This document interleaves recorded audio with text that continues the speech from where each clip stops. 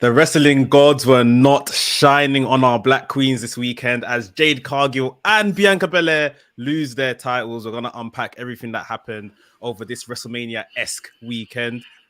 Tune in. This is WrstlXtra.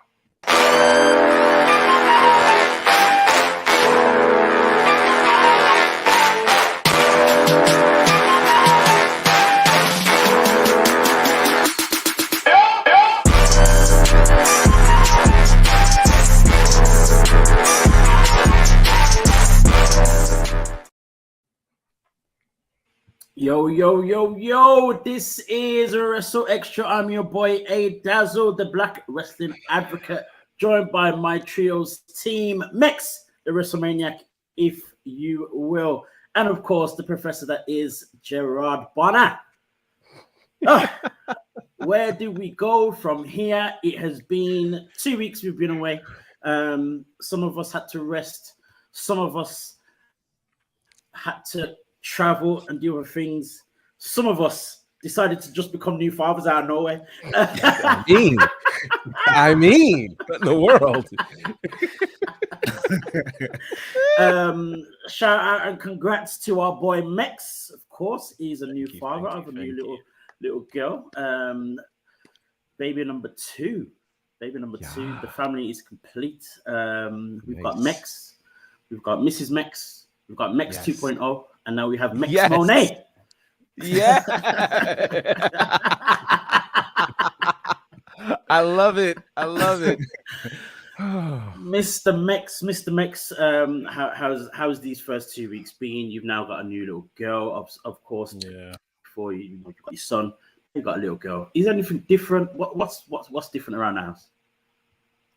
You know what? So far, so good. Fingers stay crossed. It's like you have the experience now, innit? Like, this is no longer you're just thrown into the performance center and asked to run the ropes. Like, yes. I've been here now, innit? Like, I've got a bit more experience, so it hasn't been so rugged of an awakening sort of thing. But we'll see. Fingers crossed. Amazing.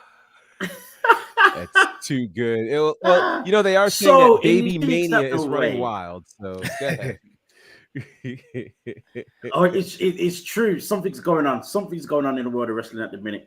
In these 2 weeks that we've been away, a lot has happened. But this weekend alone has been crazy. Let's try and catch up to speed a little bit with what's been happening. So we know, as Mick said at the top of the show, both Bianca Belair and Jade Cargill have lost their respective championships. Of course, Bianca Belair was the Raw Women's Champion and Jade Cargill was the TBS Champion. Now, both women broke records during their runs as champions. But as Mex said, the wrestling guard said, that's enough. It's time for someone else to hold these titles. Gerard, let's go first to Bianca Belair. As we said, Raw Women's Champion, record-setting title run as well, longest reigning Raw Women's Champion. How did you see the match, the way it all ended for Bianca? Asuka the right choice? That's a good question. That is a great question. I must first say that I was shocked. I did not see this happening this weekend. I just didn't. I figured maybe a larger event like SummerSlam, though. I mean, Night of Champions in front of that audience was a large audience. But the momentum that Bianca has been on, I did not see that happening. And I didn't think that Asuka had built enough to look like she was going to win this. With that said, I think it was a very creative way for Asuka to win that match. I mean, the idea of spitting, it was almost like, when Jesus spit in the dirt and put it on his hands and, made the blind to see. In this case, we've got the opposite. The seeing went blind. And so, I mean, it was a brilliant move, I think. Absolutely brilliant move for Asuka. And I think it actually, Mex has talked about this for months, looking to develop the character of Bianca Belair, seeing her actually threatened, seeing her evoke emotion. and seeing that same kind of emotion over these last few weeks. It was interesting. I ran across, I meet random wrestling people in the most odd places. I was at Trader Joe. I don't know if you guys have a Trader Joe over in the UK. You have an equivalent, yeah. Okay, so I'm at Trader Joe. I go every Sunday. It's my second Sunday service, as I regularly say. And, I'm talking to the cashier, and suddenly we get into a wrestling conversation. And he mentioned about how brilliant it was that they've paid attention to the specific colors of the mist that's being used, that the blue mist was representing of poisonous mist, and that the average person wouldn't necessarily know that. So that level of detail is really, really key. And so I think for Bianca, she looked strong. It looked like somebody had to do something we've never seen before to defeat her. And that's what happened. I'm interested to see what happens with her now. I'm just shocked that it happened. Is Asuka the right person? Probably, given the opponents that she's had. It's probably the right person in terms of how Asuka will get the rub now, from beating this level and this version of Bianca. I just was shocked. I didn't see it coming. Mix, what's your take on this new development? Yeah, like Gerard, I didn't expect it to be here. It seemed like they were trying to wind this down or wind down Bianca's title reign, or definitely throw some controversy into it with turning Asuka heel. I would say in the moment watching it, very smart. I thought the spitting the mist into the hand and putting it in her eyes when she went up for the KOD. Like, I once she done that and she picked up for the KOD, I said she's got to stick it in her eyes. Got to stick her eyes. And she did that. I guess what kind of let it down, and to be fair, my wife even turned around and said, "Oh, the kick that Asuka gave Bianca," she said, "That's a bit weak, isn't it?" Like, but yeah, it is what it is that put her away. And yeah, I think we're looking at Bianca we haven't almost seen for quite a while now. Obviously, it's been more than a year since she's last chased the title. And even before that, she was champion, and then she chased it a bit when Sasha Banks then had it. So yeah, we're going back to a place where she has to be a chaser on new show, new competitors and stuff like that. And then, somewhat this might get tangled in. I guess there was a news story last week that there are plans to some point before the end of the year turn Street Profits and Bianca heel. So this could all kind of work in tandem. I hope so. Like I said, we've been looking for some type of character thing, so much so I gave up that it will be a heel turn, but it's like still make the baby face have to feel something else. Let's see something else from her. So if this is the road we're going down, then I'm for it. It still came as a shock, but she's done a very good job as champion and as an ambassador for the company while she's been champion. The question still remains: what is happening with these women's titles? Obviously, we've got the Raw Women's title on SmackDown and the SmackDown Women's title on Raw. What is going on? Do you think there's any chance of any type of unification or any type of switching for the two who are holding the titles? Anyone? I still think that they're against doing the switch. And that is why they haven't done it. They're just literally trying to think of how can we do this better, sort of thing. Yeah.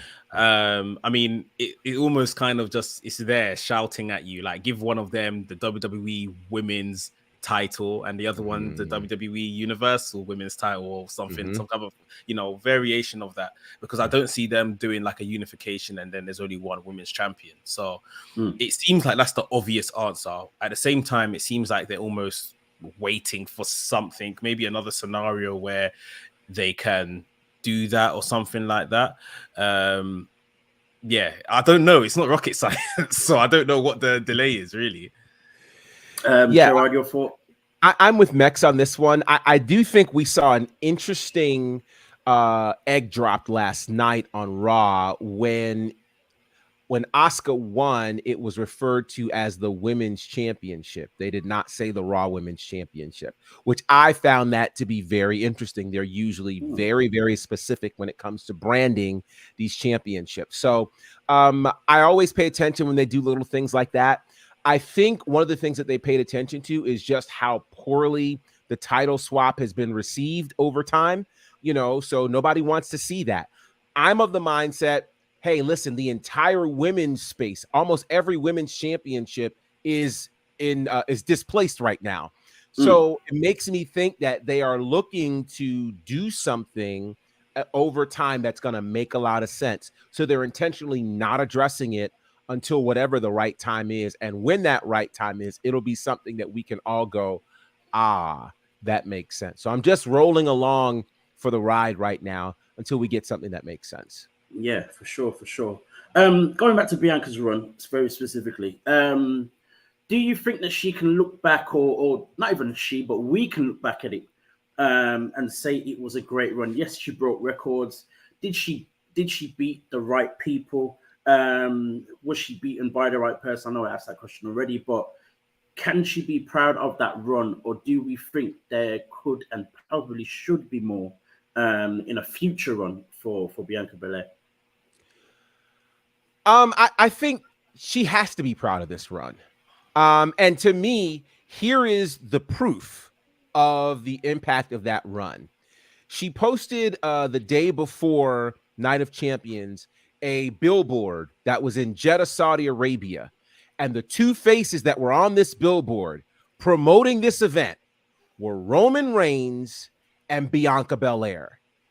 Case closed. That shows just how big of a reign this was. It is absolutely greater than the first reign. No ifs, ands, or buts about it. Her matches, you saw incredible improvement. It honestly reminds me of the rise of John Cena. A lot of people have made comparisons between the two, but that first title reign that went for almost a year for Cena, where he was beating, the ECW champion Bobby Lashley and all of these other greats, that hour classic he had with Shawn Michaels, and we're seeing that kind of build to where now we have to include Bianca Belair's name amongst the upper echelon of all WWE talent. So when you mention her, yeah, she's in the same sentences as a Charlotte Flair, as a Becky Lynch, as a Bayley, as whomever. She's there, and this run is what solidified it. I mean, think about it. She's beaten Bayley in this run. She's beaten Becky in this run. I mean, she's that classic she had with Io in this run. I mean, she's won ladder matches. She's main evented Mania again. I mean, all of those things are the kinds of things that people do once in their career. She did it in 419 days. So absolutely. And she goes on record with the longest reign of the modern era. How can you not be proud of this run? Very true. Very true. I was going to say, for like the records that she broke and what this done to raise her stock in wrestling, to raise her stock in the mainstream, like obviously we still to see this a reality TV show between her and her husband that has obviously come off the back of her being, a megastar. It's been great for her in that, and of course eclipsed, the initial SmackDown reign that she had as champion.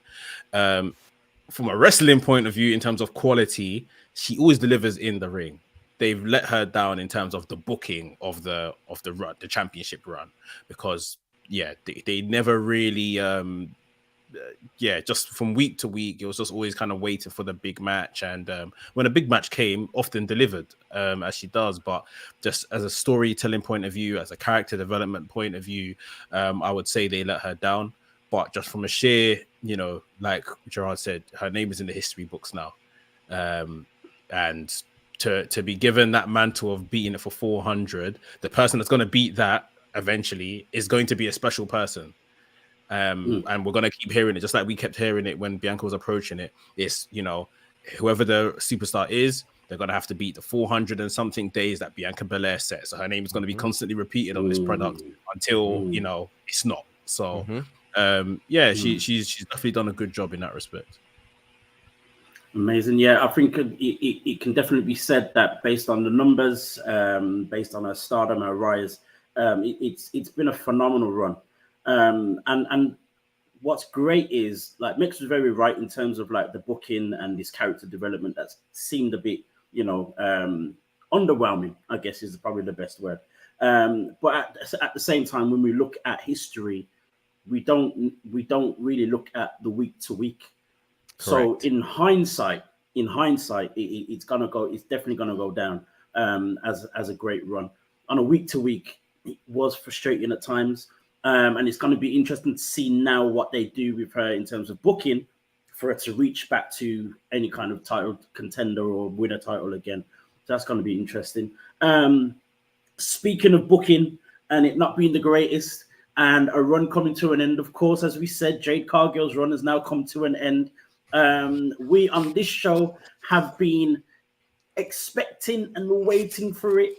But the question is, just as with Bianca's one, was it done the right way? Were we expecting this to happen this way? Mex, what do you think of the way Jade Cargill lost her TBS championship to Kris Statlander? Now, Kris Statlander is someone that we had mentioned from as far back as last year that this is the woman that should beat her. And we always said Kris is first, Willow is second. That's the second choice.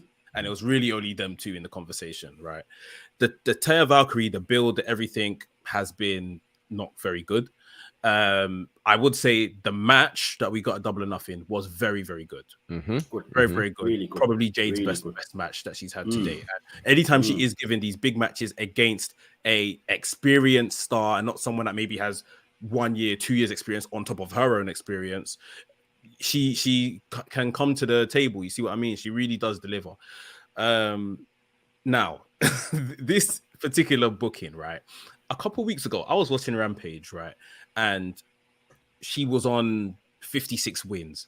And she beat whoever they put in front of her, local talent. Mark Sterling wheeled out another one. She beat that person. Mark Sterling wheeled out another person. She beat that person. And I think that's what took her to 59 victories.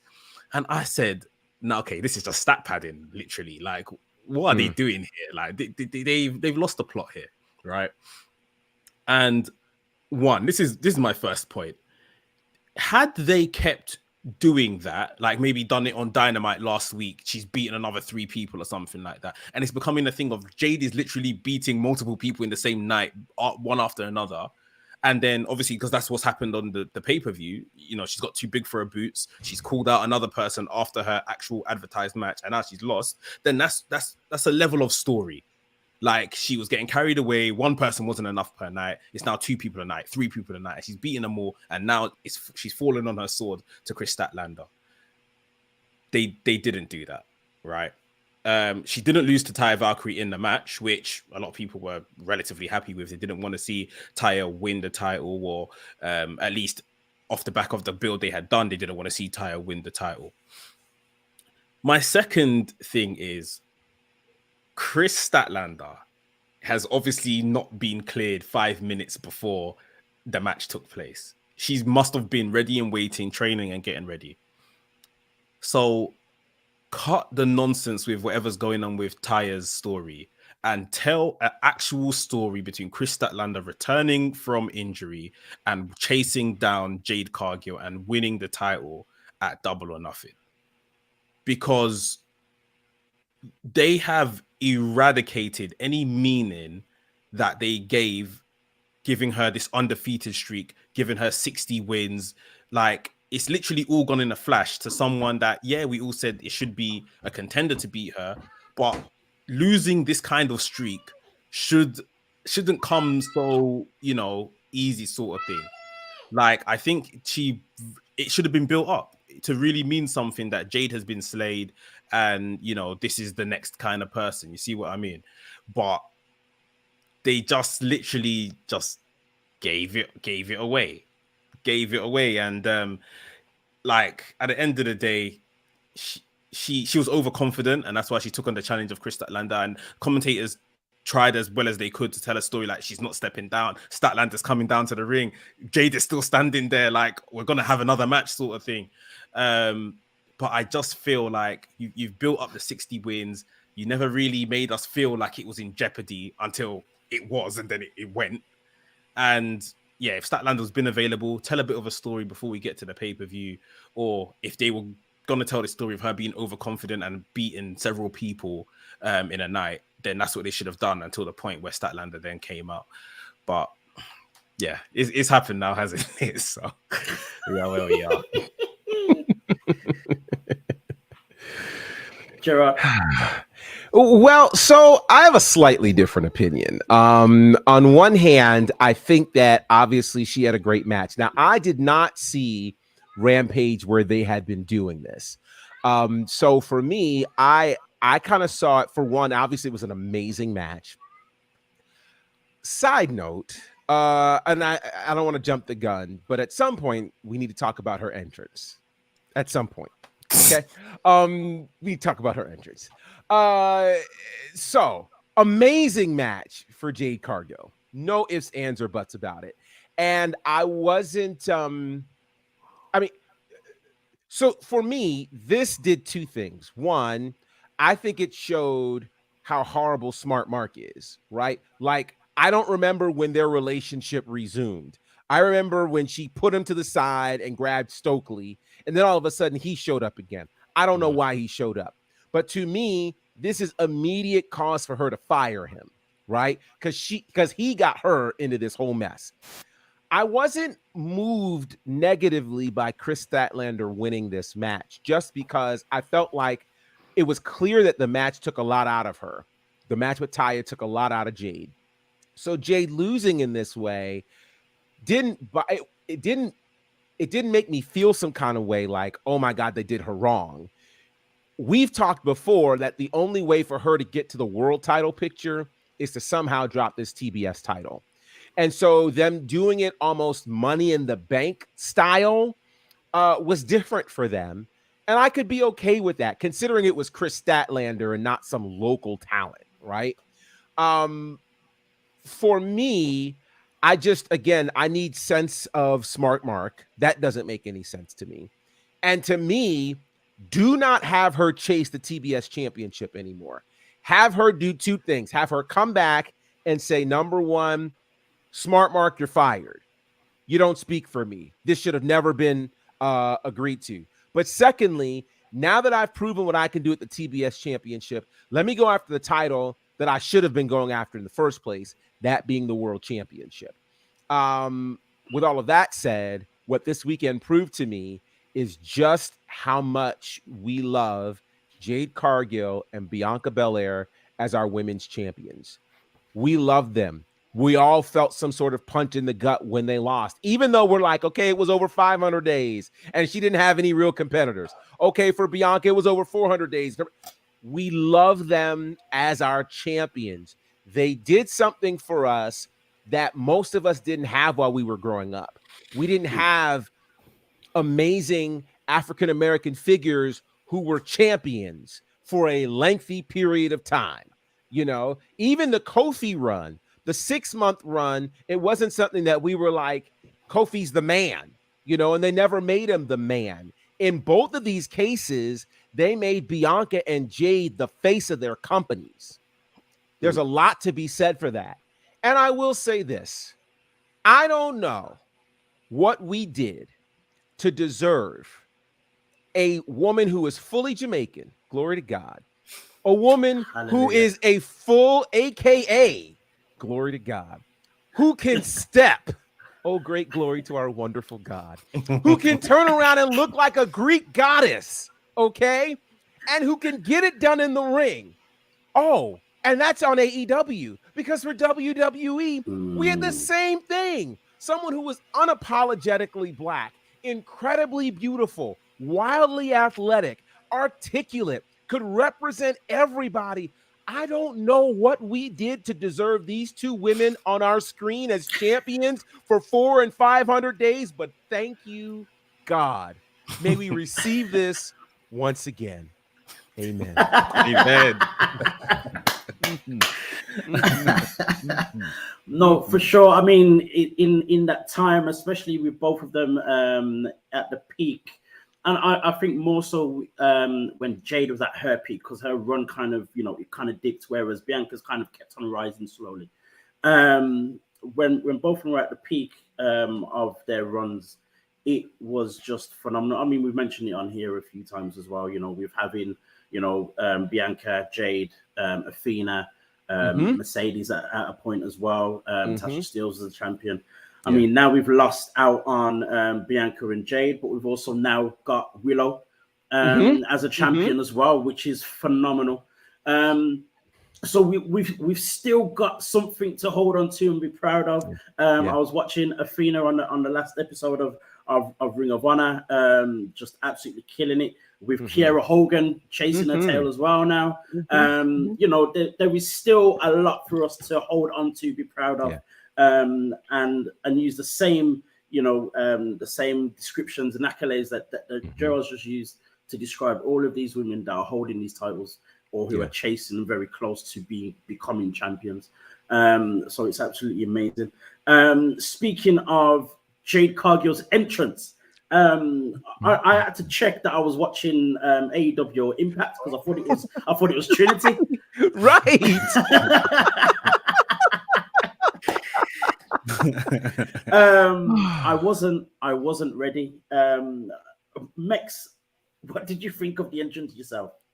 All right, I'll be 100% honest. I watched it and I at first I didn't get it because I didn't feel it meshed with Jade Cargill's character. I was like, when she came out, I said, "Where's your belt?" I checked my phone to see, is this a ladder match? Like, what have I missed here? Where's her title? And then obviously, I'm thinking that's not her entrance music. The dancing starts. She joins the dancers. I'm saying, what is going on here? And it's only later when I've went onto Instagram and stuff like that where I'm clued in about, the fraternity stuff and this the longest African American fraternity and stuff like that. She was part of that and everything. I was like, okay, makes sense. She's paying homage. She's doing her part here. She's feeding us and feeding the nation in regards to that representation. So that's a nice piece. Like I said, it went over my head initially, and I'm thinking that's not my TBS champion here dancing and shaking herself, but like I got it in the end. But yeah, it was, to be fair, now even that she's not champion anymore, it's almost like a really nice way to go out as well. So yeah, I appreciate it now that I'm clued up about it. Let me say this. Okay, so I went to an HBCU. The second I saw it, the first thing I said was, I didn't know Jade was an AKA. I had no idea. And I was just like, oh, and she's stepping, right? But then to find out later that those were her line sisters, that is massive. So she literally went back and got the girls she was close to and said, y'all are coming to Vegas. We're going to step. And I thought it was so powerful given, and I'll say this as carefully as I can, AEW isn't generally known for showcasing African-American culture in that way. Generally. So being kind.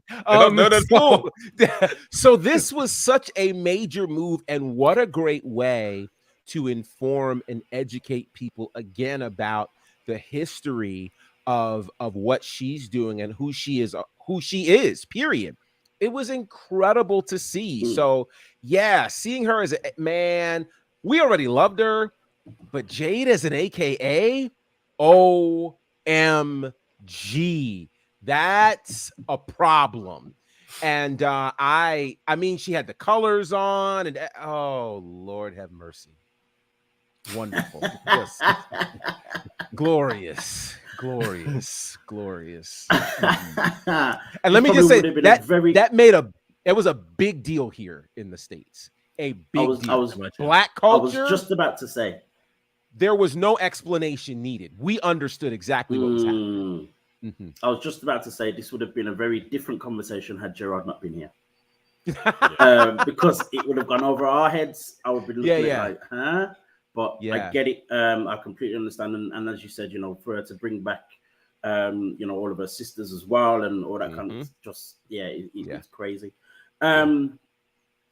Moving on. Actually, no. We're staying where we are in terms of AEW and Double or Nothing. We saw the crazy and slightly confusing to me Blackjack Battle Royal. I just didn't know what was going on for most of it. And obviously, this was for the AEW International Championship held by Orange Cassidy. Orange Cassidy was in the Battle Royal. It wasn't like a number one contender type of thing. He managed to stick it out and was one of the final two. He came up against Swerve. Was it the right decision to keep that belt on Orange Cassidy, or should Swerve have won it? And with Swerve not winning it, should Swerve be coming after Cassidy for that championship? Mex, what do you think? You know what? Obviously, they're having this battle royal for the international championship, and with WrestlingThings, I've done predictions, and I said I'll go safe. I'll say Orange Cassidy's going to retain. Because at the time, I don't think we even knew much of the field of this, and we're going through it, and Swerve is obviously there for the battle royal, and he for a long period he was outside. Let these guys go inside the ring and fight. I don't have to enter this match just yet. And then as soon as the field started thinning down, it was maybe like the final four with Big Bill and Orange Cassidy and Swerve. I can't remember who the last person was.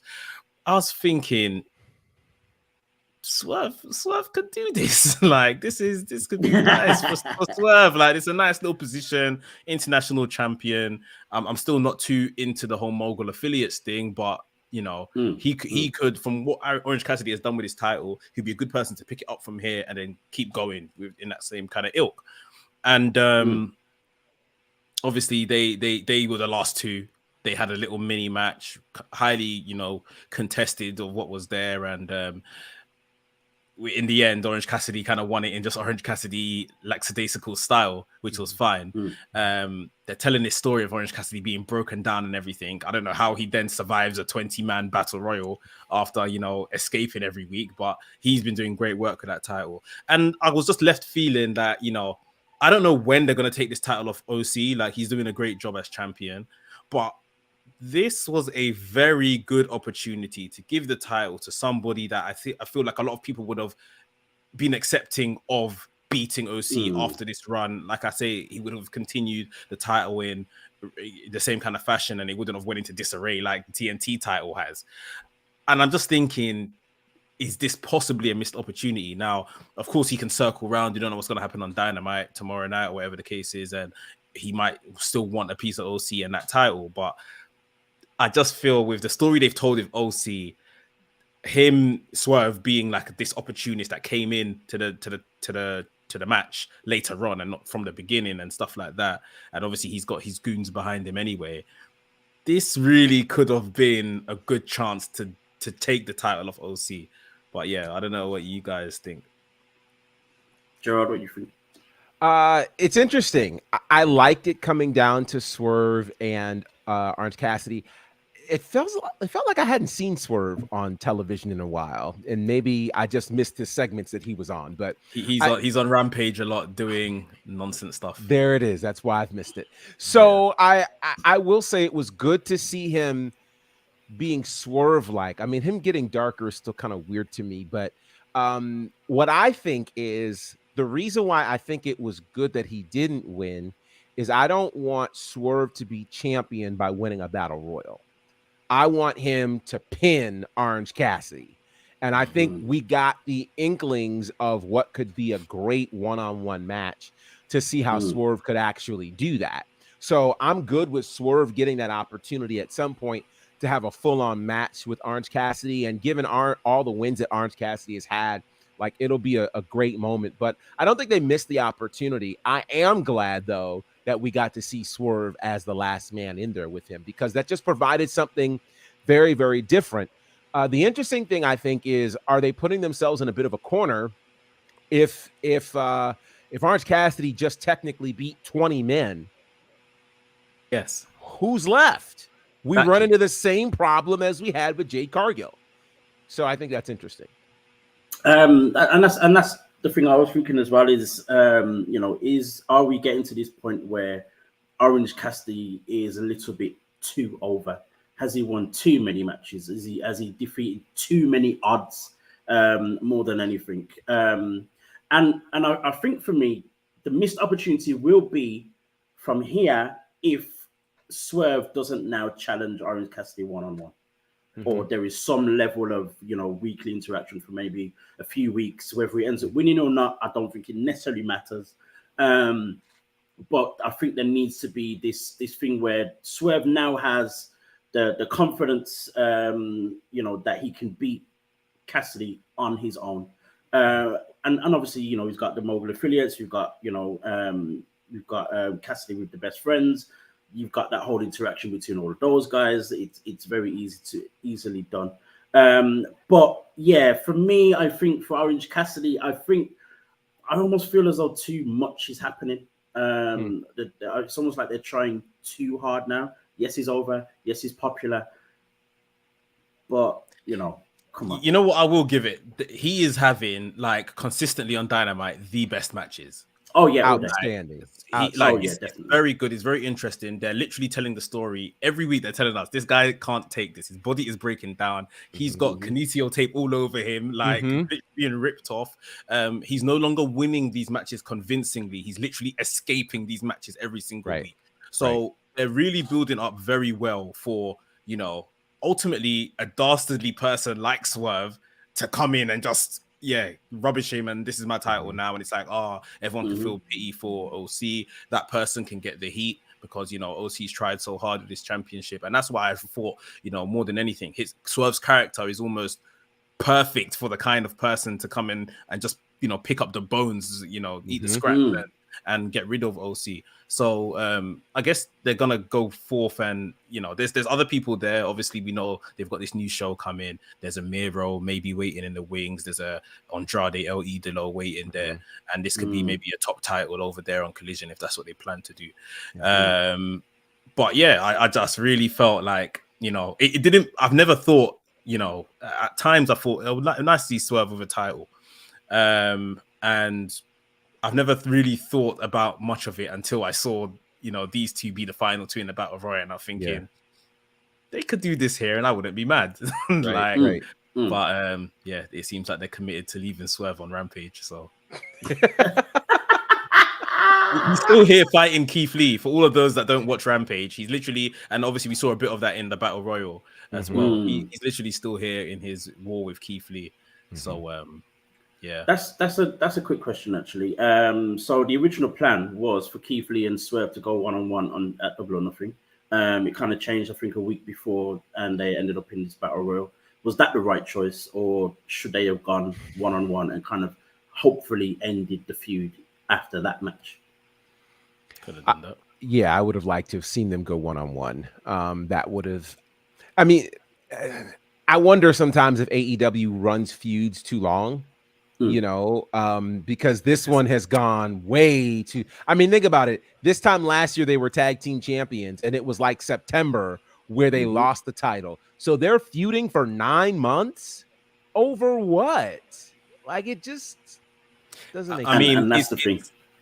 We know Tony is as good as a booker he is. He's stuck to his ways. This is how I want to do something, so I'm going to do it. So much so we've waited this entire time for Kris Statlander to be the one to beat Jade. People have come along, people have gained notoriety and stuff like that. Nope, it's gonna be Kris Statlander. So whenever Chris is ready, that's when we're gonna do it. So I guess that's the kind of booker he is. So yeah, fair enough. Keeping with AEW, we saw the main event was the Four Pillars, MJF, Darby Allin, Sammy Guevara, and Jungle Boy, all facing each other for the AEW World Championship. Now, the question isn't about that match. I can't say I'm really too fussed about it. MJF came out as champion. I'm more so intrigued by the comments. I'm not sure whether they were made before or after Double or Nothing, but Ricky Starks was on a show. Forgive me that I don't know what the show was. And had some things to say about his idea of these four pillars. To keep it short, Ricky just isn't a fan of the whole thing.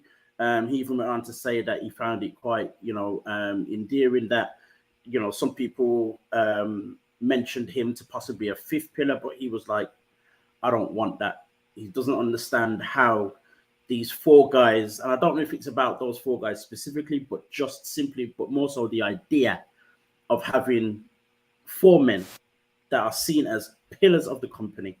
When he said he would happily be any part, he could be the window, he'd even be the man maintaining the lawn out on the front.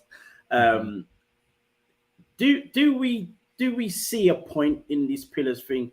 Has it now become a crutch on both AEW and these specific wrestlers in mentioning these four pillars and even having a match called the Four Pillars? Gerard, what's your take on this Four Pillars? First of all, I think it was very, very brave of Ricky Starks to have that commentary, make that commentary, put it out there for the world to hear and to see. And I think he makes an extremely valid point. I mean, I think it's danger.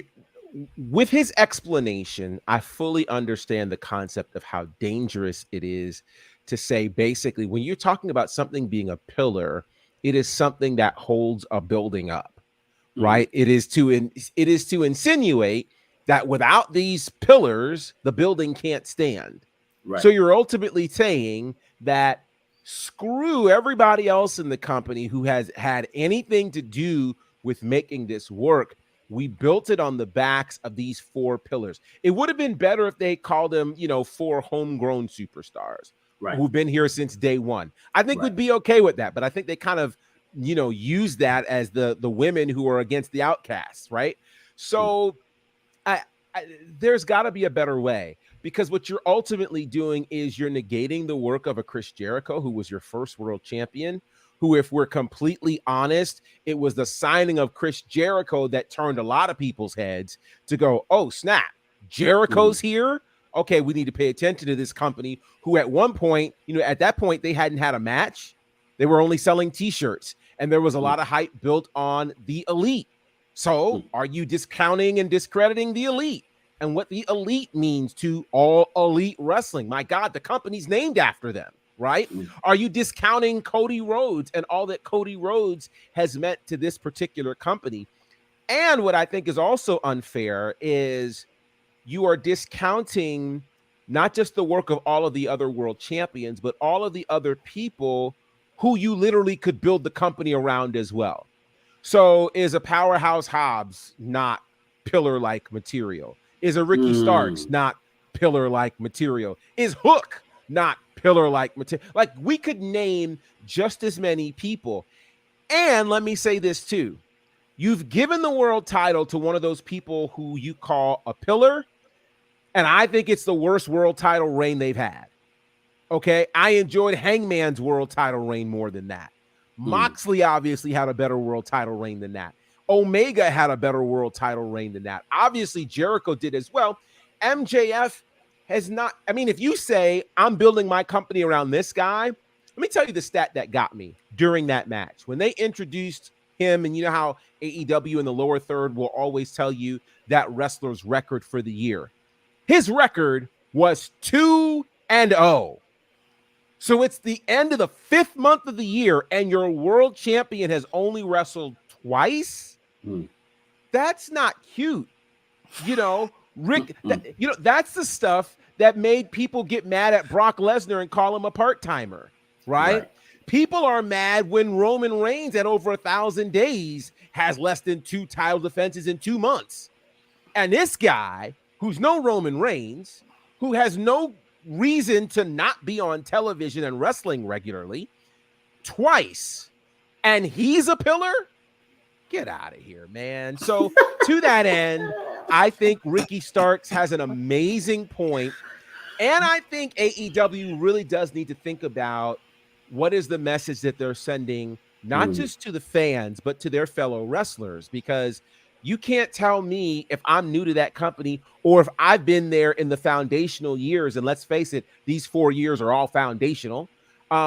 How is what I'm bringing to the table not important? How is that? And what makes a Jungle Boy more important than a Ricky Starks? You know, what does that? That's my thought. Mix. Yeah, I think Four Pillars got coined at a time when AEW was the alternative. AEW was still just kind of thriving from their indie talents. There was no sight of a pandemic happening. There was no sight of mass releases from WWE, and AEW ultimately becoming, you know, the juggernaut it has become in such a short space of time.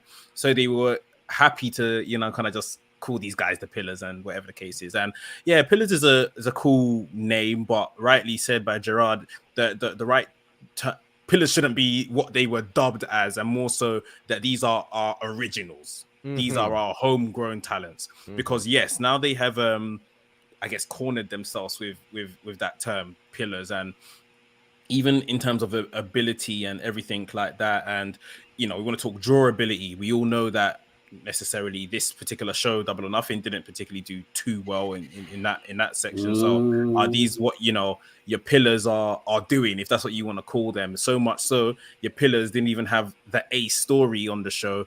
Anarchy in the Arena is what main evented, which I still think was very harsh. Like, you know, you look like you're invested in these younger guys and you want them to be seen as the next guys. You called it the Four Pillars 4-way and everything like that. And then they didn't even get the main event spot. And I understand from a booking point of view that it would have been hard for people to care after Anarchy in the Arena, in terms of the amount of energy that a live crowd would have put into that match. Like anything else may have suffered. So I do understand it, but I did think it's a bit harsh on them after you built this up as, you know, main event, this, that, and the other. So yeah, Ricky Starks, you see that guy, I just think he's ready to leave. I think he's ready for WWE. I think he's ready for, you know, follow his mate Cody. So he might be a bit loose with what he's saying, but there is still, you know, some type of good thoughts to what he has said there. So yeah, I think it's a bit of I'm beginning not to care, and a bit of, yeah, it's still the truth. I think it's everything that you said is bang on. In a slight defense of this whole Pillars thing is, you know, it's all about the future of the company and not so much who holds the company together at this very moment. The unfortunate part is you've put a world title on one of them. And the other part is, for me, to put that much pressure on these younger guys, and not so much on them, but more so when you don't know what's going to happen in the future. To say that these guys are the ones for the future, blah, blah, blah. For me, the only because MJF has the title, and two, because Darby Allin has had a run, and a very successful run with the TNT Championship. Sammy Guevara is sketchy at best with his history in terms of, you know, especially so much outside the ring. The other part for me, Jungle Boy, yeah, he's got a future too, but where and how did he become one of the most 4 important young guys in the company? They've not, I just don't see it. I don't see it at all. Not to say it can't be, not to say it won't be, but to have that on him at this point is crazy to me. Especially, as you said, Gerard, with the likes of a Ricky Starks, Hubs, Wardlow, a few other people as well. You know, to have it to where they've now made it a thing where the 4 pillars are what they're calling them and all the rest of it. They should have just left it as an internet thing. You know what I mean? And not necessarily play on it, not necessarily then, you know, turn it into something themselves. Yeah. Just leave it for other people to say it and be done with it. It also makes me wonder, God, I gotta be so careful. Say it. No Britt Baker. So there are no women that are pillars of this company. Yeah. You know, Britt Baker was there since day one. You know, Jade Cargill is homegrown and has been the face of. That's the other thing, right? Jade and Britt have been more of the face of the company than any of those 4 that you call the pillars. You know, so that it's those kinds of. I think you just have to be careful, because to your point about, them drawing, the previous Double or Nothings, you couldn't keep people out of there. This Double or Nothing, it was clear they had roped off seats, and then they made one really bad camera shot to show the side where the TV cameras were on, and there were nobody in those seats. And I went, who made that error on live television? Like, this is just, so that has to say a lot about your drawing power. And to Mex's point, I felt bad because the entire buildup to this, they said the main event was this Four Pillars match. And then the night of, it becomes the double main event. It's a double main event the night of. And then the world title doesn't main event your show, and that's the thing. So, yeah, I think Ricky Starks really is onto something. And say it.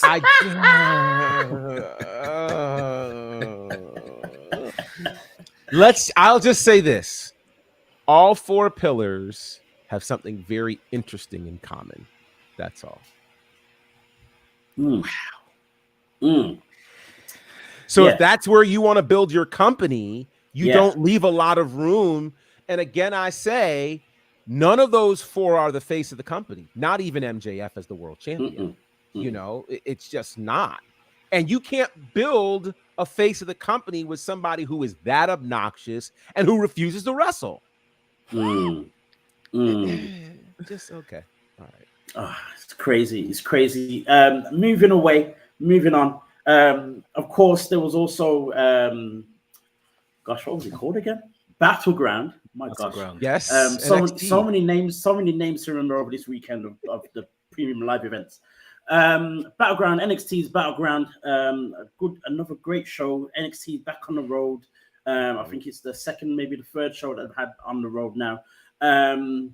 Let's first talk about this guy who just knows what he's doing in that ring and does not know how to stop.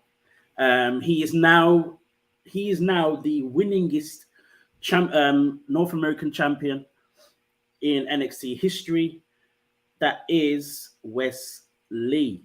Somehow defeated both. Oh my God, I'm forgetting Joe names Gacy, here. Joe Gacy, Tyler Bate. Oh my word, I don't know what's going on. That whole MJF Four Pillars. It's the pillars, broken down. Upon this pillar, I will build my company, and the gates of WWE will not prevail. Lies we tell. All right. Sorry, had to get that out. Back to NXT Battleground. My bad. Sorry. Oh, wow. So Wes Lee, again, a show-stopping performance. He comes out on top. Gerard, what do you make of this run for Wes Lee? What do you make of this run? I think it's interesting that we've been seeing these unique parallels between the two companies, whether it was Bianca Belair and Jade Cargill, or it's Orange Cassidy and Wes Lee. In these cases, both of them are giving me the same thing. Fighting champions who are killing it on a weekly basis, and we love to see it because they are really giving us the best matches on the card. I think that the first match on the pay-per-view or the premium live event is just as important as the main event. It used to be nobody wanted to open. Now if you're opening, you got to be a banger. That's how we're starting this thing. And Wes Lee continues to deliver another incredible match. Who would have thought that this guy who was locked in a tag team had all of this singles potential in him? I don't know that anybody initially thought that. And when his tag partner left, people wonder, well, there you go.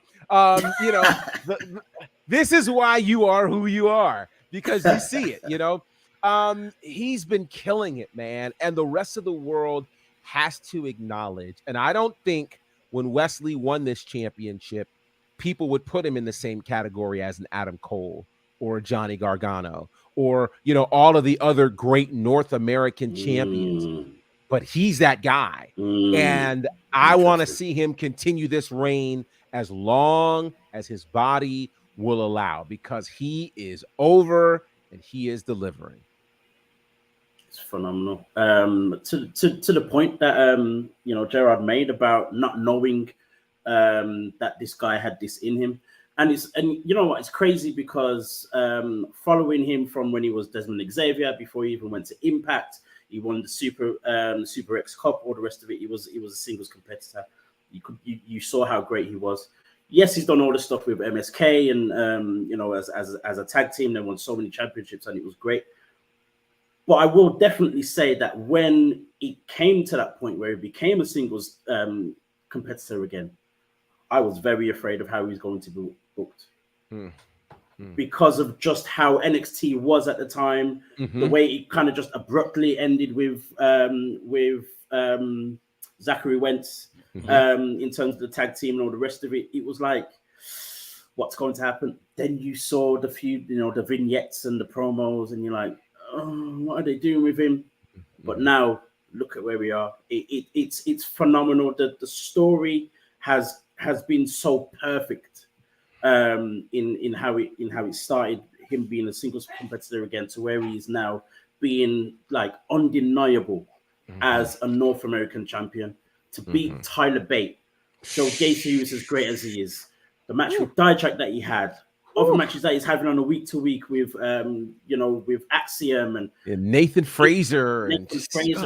It's crazy. We are getting the Wes Lee that I knew that I wanted to see way back. So it's great to see. Mex, what do you make of this run? What do you see for his future? What do you feel needs to happen for him, for Wes Lee's future?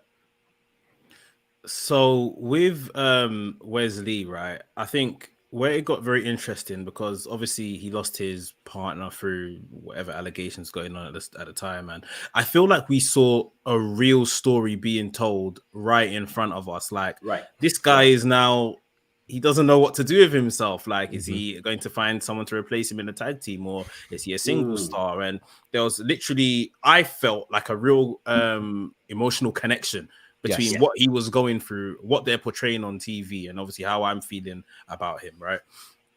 And it's like he had to slowly find himself, and then he became champion, and he's literally took the ball and ran with it.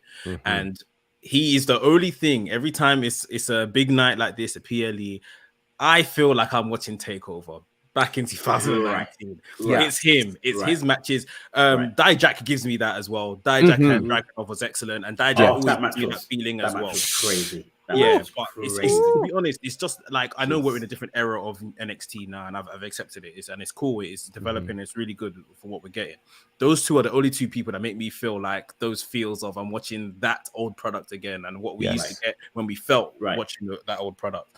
For Wes Lee now, it always gets to this point in everyone's run. Not that you want them to lose. The same with OC, like we mentioned earlier. It's just like, who's next? Like, because you have to be building up that person that's actually going to slay this guy that has carried this title for so long. And, he got one over Carmelo Hayes at North American level. If Wes Lee is to move on and then try to repeat the trick at the NXT title level, I don't know how it will go down. People are loving Carmelo Hayes right now, and obviously he's had a bit of a change in character as well. So it'll be very, very interesting. Or maybe that's where Carmelo Hayes gets his win back, almost like, no, you're not going to beat me for this one, sort of thing. Moving up to the main roster, we see how Ricochet is getting a lot more love these days since Triple H is around, and he's got himself into the Money in the Bank situation. So a nice kind of position like that for Wes Lee could be nice. You don't really expect too much. He is a very much of a smaller guy, even so than Ricochet. So I don't know what the main roster has in store for him. Definitely good matches. He can easily have that. But yeah, right now I'm just very much enjoying, like, he's now almost the bar of what the North American title has been, and that bar has always been raised, no matter who's been that belt has been booked so well, like since its inception, and he's now even taking it to a new level. So yeah, he should be very proud of what he's doing right now. Most definitely, man. Definitely coined the African American Championship. Making it very real. Speaking of African Americans and NXT, wow. A very interesting development has been talked about since NXT Battleground. Noam Dar managed to retain his Heritage Cup in his first defense against Dragon Lee with the help of 3 people, very unexpectedly. One Oro Mensah, one Lash Legend, and one Jakara Jackson. All 3, of course, are black stars. Noam Dar being Scottish and white.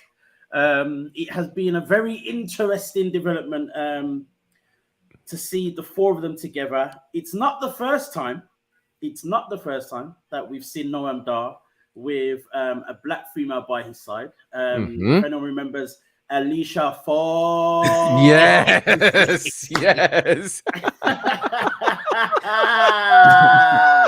Alicia Fox, as well as, it's very interesting for those that don't know, Noam Dar has actually been in a long-term relationship with former NXT UK, Aaliyah James. So, Noam, first of all, please tell me your secret. Second of all, guys, he loves us. Yes, he loves us. Gerard, what do you make of this thing, and what have you seen in terms of like the reaction from the IWC on Twitter, Instagram, all the rest of it? What have people been saying about this new faction? You know, I'm here for this. It's what I didn't think I wanted, but I'm glad I got. You know, one of the things that I think NXT has figured out how to do well is they've got all of these people who are sitting in the Performance Center, these people who might show up on Level Up. How do you get them to the next level, which would be NXT or a PLE? This was a great way. And they had been sowing the seeds of this on weekly television, you know, where Noam Dar was trying to get Mensah to be his corner man. And Mensah was like, nah, I'm not having it. Then he comes out late and he's like, oh, but I'm here, you know, and they're having their clash. And then, you know, the battles with Lash and Jakara backstage where they're like, we don't want nothing to do with you, Noam. Like, we've got, like, it was perfectly done. And now I'm sitting here going, okay, what makes a great faction? It is always taking people who have not been well used and bringing them together for a spot for them to be used. It's why we love the New Day. We forget that the New Day were just 3 fledgling mid-carders, you know, who came together and they changed the world. You know, you could argue about the Bloodline in terms of how they all were kind of separate. The Usos were becoming the Usos, but they became the Usos for real when you did definitely this. with Sami Zayn as well. Yeah, Sami Zayn as well. Like, Sami literally became an international juggernaut by way of the Bloodline. That's what a faction is supposed to do. So I'm excited to see this. Oro Mensah, you know, ever since coming from NXT UK, hadn't done a lot. You know, we saw the debut of Lash Legend, which was lackluster, you know, and then Jakara Jackson has been kind of just on the fringes on NXT Level Up. So all of them coming together behind Noam Dar, I'm here for this. That's correct. I never would have imagined it, but I'm like, yeah, I want to see where this is going to go. I don't know what they're calling themselves, but I'm here to watch the development of this. This is not, you know, hit row or anything like this. This seems pretty organic, and I want to see their chemistry. I think we're on to something fun at NXT. The charisma of Noam Dar is going to be very interesting. You know, you've got Lash Legend, who is the way she is as well. Jakara's coming through. Oro Mensah can do it in the ring, and he's got a certain style to him, you know, in a fashion sense as well. That I'm sure that's going to get used in some way, somewhere. And as you said, you know, this faction is very authentic, very organic, something completely different. I think the last time we saw something that was similar to where it was kind of like, how does this work? But I love it, was The Way. Johnny Gargano, you know, Austin Theory. You know what I mean? And now you see what they're doing already. You know, so, you know, I'm interested to see what happens. Mex, what do you make of this group? And out of the 4, who are you most kind of watching the most to see where they go? Noam Dar. Like I've been highly invested in Noam Dar since seeing him on the indies here before even WWE signed him. Then obviously he went back to NXT UK. Him and Lash Legend have had a lot of interaction, even when Lash Legend got sent to NXT UK last year before they disbanded it or whatever it was. So when I started seeing them on NXT like a couple of weeks back and stuff like that, when they started kind of drawing those parallels, I was like, okay, this is interesting again. They're kind of kicking this off again for those that didn't see it as well. Yeah. And then when they were all in the ring, lifting him up and all the heritage trophy, I was like, this is excellent. Yes, this is so good. Like it's almost like a band of misfits, but at the same time, their characters can have that that kind of be tied together very nicely. You mentioned the dress and the fashion. I'm telling you, they're gonna look immaculate once they kind of sew it all together. The four of them are gonna look so good together because they're all into their fashion and stuff like that. So yeah, I'm proper ready to see where this is gonna go. The one thing I'll say is I'm not sure the Heritage Cup match type and stuff is gonna get over in America. I don't know. It felt a bit disjointed. I think what they did do well is adding the sports entertainment element of Mensa coming out and then all of these guys coming out and stuff like that. So they did. It's like they almost anticipated that this match type is a bit. Let's try and do some stuff to kind of keep people engaged, which I think worked. But I think long term, I'm not sure if this is gonna work. If the trophy falls into the hand of the wrong person, it's dead. Yeah, it's dead. Yeah, most definitely. It's good that it's with Noam Dar, who held it. Who has held it for so long and had so many matches on NXT UK and all the rest of it, and who has again the charisma that he has and the showmanship and all the rest of it to be able to kind of convert it to a US audience. But the second that goes on someone else, I do think it's got. I'm surprised they even tried, if I'm honest, to bring it bring it over to America, to be honest. So yeah, it's going to be very interesting. Guys, on that note, we have come to the end of our show. This is WrstlXtra. You have been watching on the WrestleManiac UK YouTube channel. Don't forget to like and subscribe and click that notification bell when this guy Mex puts out all his reactions and all sorts from AEW and WWE. Also, follow this guy Mex on WrestleManiac.uk on Instagram, WrestleManiac UK on Twitter, as well as the professor that is Gerard Bonner. Find him everywhere on Bonafide, The Faction Show, Southern Honor Wrestling, WWT Live, Battle Slam, The Nightmare Factory. Keep going.